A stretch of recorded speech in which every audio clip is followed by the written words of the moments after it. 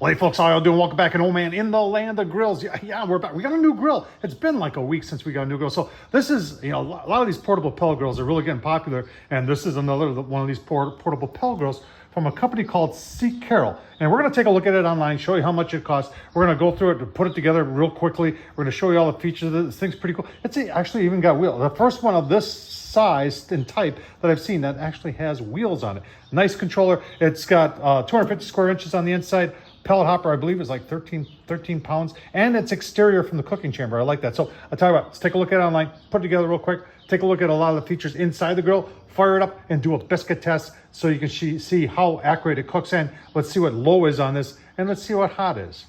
Let's keep on going. All right, here it is on Amazon, folks. $260 plus there's $15 off, so $245. So $245, and let's see what you get for that. Let's see some specifics about this. Here we go. There's your 21 inches high, 31 inches long, 17 inches wide. It's got those two wheels. That's crazy. The hopper is a big, for a pellet grill, a small pellet grill, 13 pounds. Total weight is 57 pounds, 250 square inches of total cooking space. Max temperature of 450. They say on the smoke anywhere from 180 to 200. So let's keep on going. All right, let's go around on the outside first. They've got these locking casters on there, and okay, the first one of these type that you basically kind of carry. But if you're headed on a table or something like that, you want to reposition it, that would help with that, and they do lock. You've got these nice heavy-duty handles here. You got a little isolation thing here, just in case the grill's a little warm when you're moving it around, but make sure you wait for it to cool. You got your vents in the back. This is how the grill vents out, and it's nice so that no wind or snow or rain can blow in there. Hinges in there. You got about a 6-foot cord there. That's where all your mechanicals are, your auger, your motor, and everything.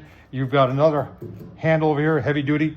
Got your hopper right here. Well, like I said, I like about this is that it's exterior to the grill, so you can be checking your hopper while you're cooking. A lot of these pellet grills, you got to open up this in order to get to this. On this grill, you don't have to do it. I like that. You've got a nice controller here, nice LED readout, power button, prime button. They got a P setting. We'll talk about that later. It comes with one probe, low side 100 to 180 to 200, and that's a time cycle. And the rest of it, I'm assuming, is PID controlled. Got a nice handle here, and you can see it here. You've got a lid lid holder right there that holds it in place.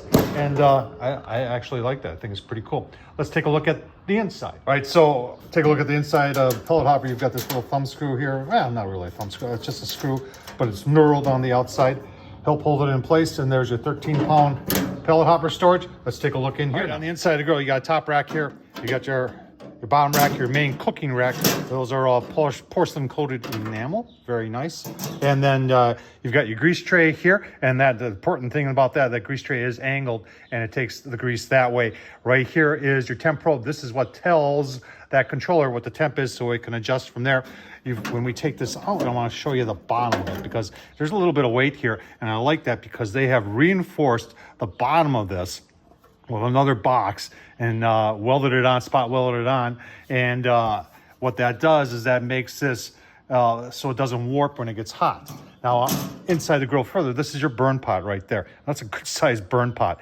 And nice thing about it, you got a little screw here, and I do wish that was a thumb screw, but it's a really easy way of emptying out your ash. You just take that screw out and then pull that out, and you can see everything else. And I tell you what, let's take that out and see what's below. All right, screws out. This comes out. I'm assuming this is stainless steel, and that's what makes this nice, is you can take this out and empty out the unburned pellets when you're done, and the ash. And then below there, that's your hot rod. That's what gets everything going and hot. And then your blower blows in through here, in through these holes. That's why you see all these holes. And then your auger tube is right here, and that auger tube drops the pellets into the burn pot, and that's how the whole thing works. All right, before we get it going, folks, we want to make sure that the auger's turning. I can see the auger turning. I want to make sure that hot rod is getting hot, which you can see it is. That's what starts everything. So then we're going to put some pellets in there, and this thing does have a prime button, and you can see over here I did put pellets in, and what the prime button does, it keeps the auger turning and hurries up getting our pellets to the forefront so we can start cooking. So you can see we just about got some pellets. And the nice thing about these grills is that the run isn't that long of the auger, so you don't have to ever really worry about an auger jam or anything like that. But you can see we got pellets going in there. So what we're gonna do now is we're gonna stop that and turn the grill off, and we're gonna plug it back in, put it on start, and we're gonna show you when we get fire. All right, so I said I would talk about the P setting. The P setting on this grill is only for the smoke cycle. It's a, like I said, it's a time cycle. The rest of it, that temp probe back there is giving this controller feedback to maintain 250, 275, or whatever. What the P setting allows you, and I think there's like 3 different settings, it changes the time cycle that you're using on the smoke cycle. That's all it does. And in most cases, the factory preset is what you want to use. If you have issues with it being, for instance, on smoke and having a burnout, meaning that the flame goes out, then you may want to adjust that P setting and follow the instructions in the manual in order to do that. All right, so where there's smoke, there's fire. Just fired up. That's what it kind of looks like. It'll get going a lot bigger than that. But we're going to put everything back on here, the grease tray, the grates, shut it down. I'm going to leave it at smoke for a little bit and see what it dials into. These, remember, that's a time cycle there. So we'll see how that works just for a couple minutes, and then we're going to turn it up to I think 325. 325 is what we will do the burn in at. All right, folks, left it on the smoke setting to see what I wanted to see what happened. It's you can see by the exterior probe that's hooked up. It's 82 degrees out today. It went as high as 211 and has been backing down ever since. So it is in, like I said, 191 right now. So that's good. It didn't go crazy. Sometimes these small pellet grills will go like 230, 240 before they start backing down. This wasn't that bad. So what we're going to do now is we're going to turn this up and do our burn in, and we are going to take this 325, let this go for, I'll give you a look-see, probably 30 to 45 minutes. All right, folks, let's take a look-see here. 325 is the set point, 323 is what it is. This thing is working that's our exterior temp. I got the probe in 82 degrees. This thing's doing a great job.